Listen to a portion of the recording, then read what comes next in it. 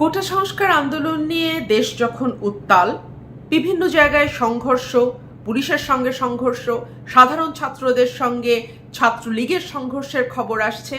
ইতিমধ্যেই আমরা গণমাধ্যমে দেখেছি সরকার যদিও বলছে মৃতের সংখ্যা 150, কিন্তু নয়া দিগন্ত একটি রিপোর্ট করেছে, যেটা মানব জমিনেও এসছে, যেখানে 266 জনের তথ্য নিশ্চিত করা হয়েছে এবং বলা হয়েছে যে এটি চূড়ান্ত তথ্য নয়, এর বাইরেও আরও বেশ কিছু মানুষ প্রাণহানি হয়েছে, যেই খবর হয়তো গণমাধ্যমে আসেনি বা সেটি আমাদের ডেটার মধ্যে ঢোকানো এখনো সম্ভব হয়নি।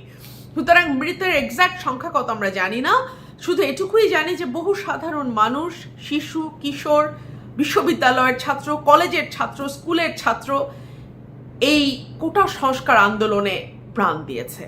আমরা দেখেছি কিভাবে নির্বিচারে পুলিশ গুলি চালিয়েছে, আমরা দেখেছি হেলিকপ্টার থেকে আমাদের অনেকের হাতে, যারা সামাজিক যোগাযোগ মাধ্যমে আছি আমরা দেখতে পেয়েছি একটি ভিডিও ঘুরে বেড়াচ্ছে, বেশ কয়েকটি ভিডিও, আসলে আমি কোনটা স্পেসিফিক বলবো, তারপরেও একটা ভিডিও আসলে আমাদের সকলকে কাঁদিয়েছে। ভিডিওটিতে দেখা যাচ্ছে 4 তলা বা দোতলার একটা আন্ডার কনস্ট্রাকশন বিল্ডিং এর মানে ঝুলছে একজন কিশোর, এবং তার হাতে অস্ত্র তো দূরেই থাক, সে যে কোনো সময় আসলে ওই বিল্ডিং থেকে পড়ে গিয়েই মারা যেতে পারে। সেই কিশোরটিকে 2-3বার গুলি করে তার মৃত্যু এনশিওর করছে আমাদেরই করের টাকায় পোষা আইন শৃঙ্খলা রক্ষাকারী বাহিনী। তো এই যখন অবস্থা, তখন 14 দলের একটি বৈঠক অনুষ্ঠিত হয়েছে, প্রধানমন্ত্রী সভাপতিত্ব করেছেন এবং সেখানে একটি সিদ্ধান্ত নেওয়া হয়েছে। জামাতের নিবন্ধন তো আগেই বাতিল করা হয়েছিল আদালত দ্বারা, এখন জামাতকে নিষিদ্ধ করা হলো। প্রশ্ন হচ্ছে, দেশ যখন উত্তাল কোটা সংস্কার নিয়ে, এবং যেটিকে আমি ব্যক্তিগতভাবে মনে করি এটি কেবলমাত্র কোটা সংস্কারের আন্দোলন নয়, হ্যাঁ কোটা সংস্কার দিয়েই এই আন্দোলনের সূচনা হয়েছে, কিন্তু মানুষের ভেতরে দীর্ঘ সময়ের, দীর্ঘদিনের যে পুঞ্জীভূত ক্ষোভ, যেই রাগ এই সরকারের প্রতি, নানান কারণে মানুষের ভেতরে যে অবদমিত একটা রাগ এবং একটা ক্ষোভ জমেছিল, তারই একটি বহিঃপ্রকাশ আসলে এই আন্দোলনের মধ্যে দিয়ে হয়েছে। সুতরাং এই আন্দোলনটিকে যখন একেবারেই বল প্রয়োগের মাধ্যমে সরকার মোকাবেলা করবার চেষ্টা করছে, তখনই হঠাৎ করে জামাতে ইসলামকে নিষিদ্ধ ঘোষণা করা হলো। আমরা যদি একটু নিষিদ্ধের খবরটা দেখি, আমরা দেখব যে সেখানে আসলে যেই ভাষা ব্যবহার করা হয়েছে 14 দলের বৈঠকে, তাতে একটা প্রশ্ন আসলে সাথে সাথেই আসে, সেটি হচ্ছে যে জামাত নিষিদ্ধের পরে সরকার কি বিএনপি নিষিদ্ধ করবার একটি পরিকল্পনা করছে? কথাটি বলছি এ কারণেই যে আজকে প্রধানমন্ত্রী বললেন যে এখন যে আন্দোলন হচ্ছে সেটি রাজনৈতিক আন্দোলন নয়, সেটি জঙ্গিবাদ। প্রথমে আমরা দেখলাম কোটার আন্দোলনকে রাজাকার গালি দেওয়া হলো, যারা আন্দোলনের সঙ্গে সম্পৃক্ত তাদেরকে রাজাকার বলা হলো। তারপরে আমরা দেখলাম তাদেরকে ছাত্রলীগ দিয়ে দমন করবার চেষ্টা করা হলো। তারপরে আমরা দেখলাম পুলিশ লেলিয়ে দেওয়া হলো। আমাদের শত শত স্টুডেন্ট, কিশোর, শিশু, যুবক যারা আন্দোলনে যুক্ত হয়েছেন তারা নিহত হলেন, আহত হলেন, আমরা সবই দেখলাম। এখন প্রধানমন্ত্রী আবার নতুন বয়ান আনছেন এবং তিনি বলছেন এটি আসলে রাজনৈতিক আন্দোলন নয়, এটি জঙ্গিবাদ, এবং এই জঙ্গিবাদের সঙ্গে তিনি জামাত এবং বিএনপিকে যুক্ত করে আজকে জামাতকে নিষিদ্ধ করা হলো। এই জামাতের সঙ্গে যুগপৎ আন্দোলন আমরা আওয়ামী লীগকে করতে দেখেছি। জামাতের ব্রেইন চাইল্ড, যেটা জামাতের নিজস্ব চিন্তা এবং উদ্ভাবন, সেই তত্ত্বাবধায়ক সরকারের জন্য আমরা দেখেছি আওয়ামী লীগ 94 থেকে 96 লাগাতার আন্দোলন করেছে, সংসদ বর্জন করেছে, জামাতের সঙ্গে একসাথে আন্দোলন করেছে। আমরা দেখেছি জামাতের নেতাদের দোয়া নিয়ে তারা বিভিন্ন সময় বিভিন্ন কাজে নেমেছেন। সুতরাং জামাতের সঙ্গে আওয়ামী লীগের সখ্য খুবই পুরনো। তবে একটা কথা না বললেই নয়, সেটি হচ্ছে যে আওয়ামী লীগ যখন যেভাবে যেটাকে ব্যবহার করে ফায়দা নেওয়া যায়, আওয়ামী লীগ ঠিক সেটাকে তখন সেভাবে ব্যবহার করে। এর মধ্যে আদর্শ বা প্রিন্সিপাল বা মানে কি বলবো, যেটাকে বলা হয় যে ন্যায্যতা বা যেটাকে বলা হয় অনেস্টি, এই বিষয়গুলোর সাথে আসলে আওয়ামী লীগের রাজনীতি যায় না। আওয়ামী লীগের 2008-এ আওয়ামী লীগ খুব ট্রাম্প কার্ডের মতন মুক্তিযুদ্ধকে ব্যবহার করেছে এবং মুক্তিযুদ্ধকে ব্যবহার করে মুক্তিযুদ্ধের মূল চেতনাকে ধ্বংস করার একটা অদ্ভুত নজির আওয়ামী লীগ তৈরি করেছে। যে কারণে আমি সংসদে দাঁড়িয়ে আমার প্রেসিডেন্ট স্পিচের উপরে যেই বক্তব্য দিতে হয় সেখানে আমি বলেছিলাম, রাষ্ট্রপতি ভাষণের পরে যে বক্তব্যের সুযোগ আমরা পাই সেখানে আমি বলেছিলাম যে বাংলাদেশে মুক্তিযুদ্ধ বিরোধী কোনো দল যদি থাকে, মুক্তিযুদ্ধের চেতনার বিপক্ষে আদর্শ লালন করা, সেই আদর্শ ধারণ করা, পালন করার কোনো দল যদি বাংলাদেশে থাকে সেটা হচ্ছে আওয়ামী লীগ। সুতরাং আওয়ামী লীগ মুক্তিযুদ্ধকে ব্যবহার করেছে, আওয়ামী লীগ যখন সুযোগ পেয়েছে জামাতকে ব্যবহার করেছে। এখন এই টালমাটাল পরিস্থিতিতে জামাতের জামাতকে নিষিদ্ধ করা, যেটা দীর্ঘদিন অনেকেই বলে এসছেন যে জামাত কেন নিষিদ্ধ করা হচ্ছে না, সেই নিষিদ্ধ কিন্তু আওয়ামী লীগ করলো। এবং যেটা হয়েছে যে এখন কোটার থেকে কেউ বলছেন যে দৃষ্টি কিছুটা অন্যদিকে ফেরানোরও একটা চেষ্টা এর মাধ্যমে হতে পারে। তবে আমার যেটা মনে হয় যে আমরা অন্যান্য কর্তৃত্ববাদী দেশগুলোতে যে জিনিসগুলো দেখেছি, যে তারা বিরোধী দলে যারা আছে বা যারা মানে একটা সুষ্ঠু ভোট হলে যেই দলগুলো ল্যান্ডস্লাইড ভিক্টরি নিয়ে চলে আসতে পারবে এবং যেই দলগুলোর সাথে আসলে একটা কর্তৃত্ববাদী সরকারের মানে যদি সত্যিকার অর্থে ভোটের লড়াই হয়, যেটাকে সত্যিকারের নির্বাচন বলে, আমির স্বামী বা মধ্যরাতের তাহাজ্জুদি নির্বাচন নয়, একেবারে রিয়েল সহি নির্বাচন, সেরকম নির্বাচন আসলে ওই দলগুলোর সাথে টিকতেই পারার কথা না স্বৈরাচারী সরকারের। সেই দলগুলোকে নিষিদ্ধ করা এটা আসলে খুব নতুন কোনো খেলা না। এটা এই ধরনের কর্তৃত্ববাদী সরকার, ফ্যাসিস্ট মাফিয়া সরকার, এটা ইটস আ কমন গেম। তবে যে কারণে আমি সন্দেহ করছি যে জামাত নিষিদ্ধের পরপরই বিএনপি নিষিদ্ধের কথা আসতে পারে, তার একটা বড় কারণ হচ্ছে আজকে 14 দলের বৈঠকে যেই আলোচনা হয়েছে সেই আলোচনায় বিষয়টা অনেকটাই স্পষ্ট। এবং এই যে সিদ্ধান্ত হয়েছে, স্বরাষ্ট্র এবং আইন মন্ত্রণালয়কে প্রধানমন্ত্রী শেখ হাসিনা নির্দেশ দিয়েছে যে যাতে জামাত নিষিদ্ধ করে দেয়া হয়, সেই ব্যাপারে ওবায়দুল কাদের সাংবাদিকদের জানান। তিনি বলেন, 14 দলের এই সভায় সর্বসম্মতিক্রমে সিদ্ধান্ত হয়েছে জামাত শিবির গোষ্ঠীর অপশক্তির রাজনীতি নিষিদ্ধ করার জন্য। জামাত শিবির গোষ্ঠী শব্দটা ব্যবহার করছে এবং খেয়াল করবেন জামাত শিবিরের সঙ্গে বিএনপি ওরা একই সাথে ব্র্যাকেট বন্দি একই সঙ্গে তারা উচ্চারণ করে। 14 দলের জোটের নেতৃবৃন্দ মনে করেন বিএনপি, এই যে দেখেন, বিএনপি, জামাত, ছাত্রদল, শিবির তাদের দোসর উগ্রবাদী জঙ্গি গোষ্ঠী বাংলাদেশের স্বাধীনতার সার্বভৌমত্ব নস্যাৎ করার ষড়যন্ত্রে লিপ্ত।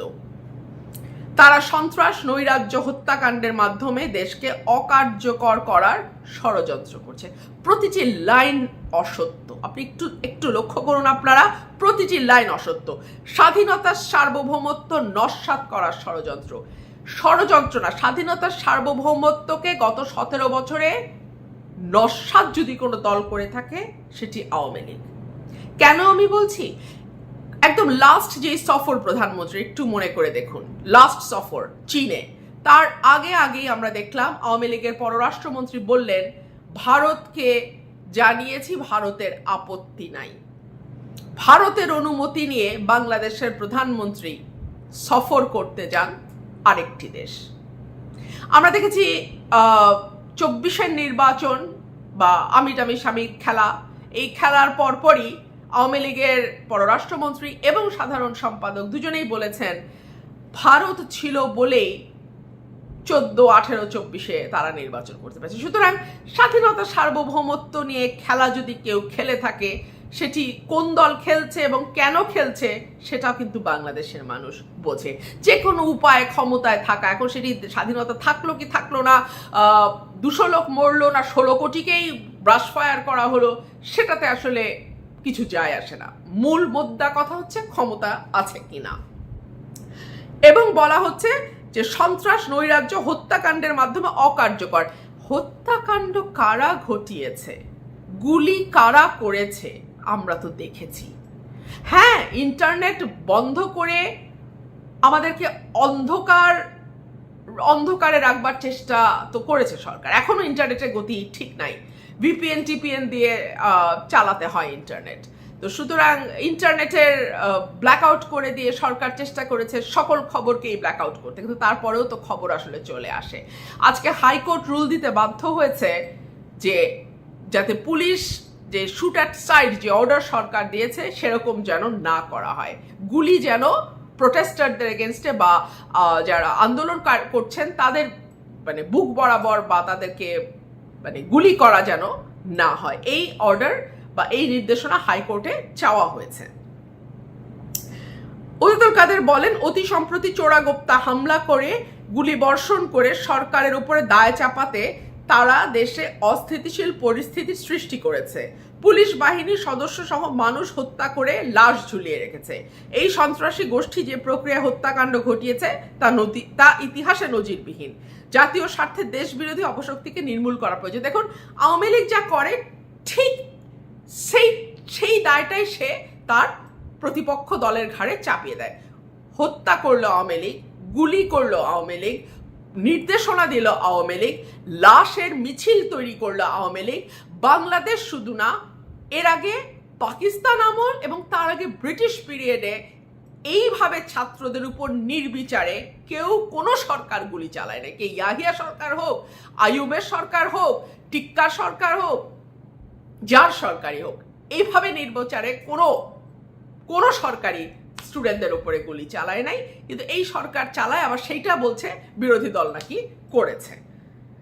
যাই হোক, এর আগে 14 দলের বৈঠকের সূচনা বক্তব্যে আওয়ামী লীগ সভাপতি প্রধানমন্ত্রী শেখ হাসিনা বলেন, ওনার বক্তব্য মনোযোগ দিয়ে শোনেন, এখানে ওই শিবির, ছাত্রদল, বিএনপি, জামাত এরাই কিন্তু এবং জঙ্গি, এই জঙ্গিরাই কিন্তু আজকে আমাদের উপরে থাবা দিয়েছে। একটা দীর্ঘ রিপোর্টটা করেছে একটা ইন্টারেস্টিং চ্যানেল 71। তো 71-এর রিপোর্ট, তাদের অনলাইনের রিপোর্ট, এবং এটা তো এত ওখানে সকল গণমাধ্যমে চলে এসছে। তো এই রিপোর্টটা থেকে খুব স্পষ্ট, এবং আজকে 14 দলের বৈঠকে যে আলোচনা হয়েছে তাতে আমি খুব অবাক হব না যদি পরিস্থিতি এই সরকার সামলাতে পারে, যদিও আমি বিশ্বাস করি এটা সামলানোর অবস্থায় নাই। বিকজ এই কারফিউ এবং সেনা মোতায়েনের মধ্যে, অর্থাৎ আমি যেটাকে গতকালকে বলেছিলাম আইসিইউ প্লাস লাইফ সাপোর্ট, এইরকম অবস্থা, এরপরে কিন্তু আর কোনো অস্ত্র সরকারের হাতে নাই। আইসিইউ লাইফ সাপোর্ট দুটোই ব্যবহার করে ফেলছে, কারফিউ দিয়েছে, সেনাও নামিয়ে দিয়েছে।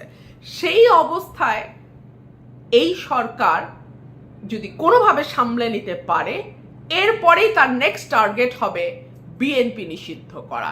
এবং বাংলাদেশে মোটামুটি রাজনীতিকে তো ধ্বংস করে ফেলা হয়েছে, রাজনীতির কবর হয়ে গেছে। বাংলাদেশে এখন রাজনীতি বলতে আর কিছু না, এখন যেটা আছে সেটা হচ্ছে ষড়যন্ত্র, সেটা হচ্ছে কৌশল, এবং সেটা হচ্ছে যে কোনো উপায়ে ক্ষমতায় থাকা, সেটা লাশ ফেলে হোক, মানে গুম করে হোক, বিচার বহির্ভূতভাবে খুন করে হোক, কিংবা আপনার টর্চার করে, আহত করে, যে কোনোভাবেই হোক ক্ষমতায় থাকতে হবে। এটা হচ্ছে এখন the principal, the bottom line, power is power. হ্যাঁ, তো পাওয়ার ইজ পাওয়ার যখন আমাদের বটম লাইন, এই সরকারের বটম লাইন, তখন আসলে সরকার যে কোনো কিছু করতে আমার মনে হয় না দুইবার চিন্তা করবে। এবং এই সরকার তার বিশ্বাসযোগ্যতা, গ্রহণযোগ্যতা শূন্যের কোঠায়। এই সরকার মানুষের ভোটের তোয়াক্কা করে না, মানুষ কি ভাবছে সেটার তোয়াক্কা করে না, অবলীলায় মিথ্যা বলে, নিজে যা করে সেটা সে প্রতিপক্ষের ঘাড়ে দিয়ে মানে দেয়, এবং খুবই একদম খোলামেলা। যেটা আজকে স্টুডেন্টরা তো গ্রাফিতি করছিল এবং দেয়াল লিখন করছিল, সেখানে একটা লিখন আমার খুব মনে ধরেছে, দিনে নাটক, রাত্রে আটক। তো এটি হলো এই সরকারের ক্যারেক্টার, যা বলে তা করে না, যা করে তা বিশ্বাস করে না, যা বিশ্বাস করে তা কখনো বলে না। তো এটাই হচ্ছে এই মুনাফেকের যে লক্ষণগুলো, সেটা এই সরকারের মধ্যে খুব মানে স্পষ্ট। সুতরাং এই সরকার তার নেক্সট স্টেপ যেটা নিবে সেটা হচ্ছে বিএনপি এবং ধীরে ধীরে বাংলাদেশের অন্যান্য যে সোচ্চার রাজনৈতিক দলগুলো আছে, যারা কম্বাইন্ডলি বা ইন্ডিভিজুয়ালি সরকারের জন্য থ্রেট তৈরি করে এবং সিভিয়ার থ্রেট তৈরি করে, সেরকম দলগুলোকে নিষিদ্ধ করবে এবং নিজের পোষা যে দলগুলো আছে আজকে 14 দলে যাদেরকে দেখেছেন সেই ওয়ান ম্যান পার্টি বা ওয়ান ম্যান শো গুলো হয়তো টিকে থাকবে, কিন্তু এই সরকারের বিপক্ষে বা এই সরকারের বিরুদ্ধে যারা আওয়াজ তুলবে তাদের সকলকেই আসলে ধীরে ধীরে নিষিদ্ধ করা হবে। জামাত দিয়ে জাস্ট শুরু হলো, এই সরকার যদি না পতন হয় এটা ইভেনচুয়ালি আসলে অন্য দলগুলোকেও ফেস করতে হবে।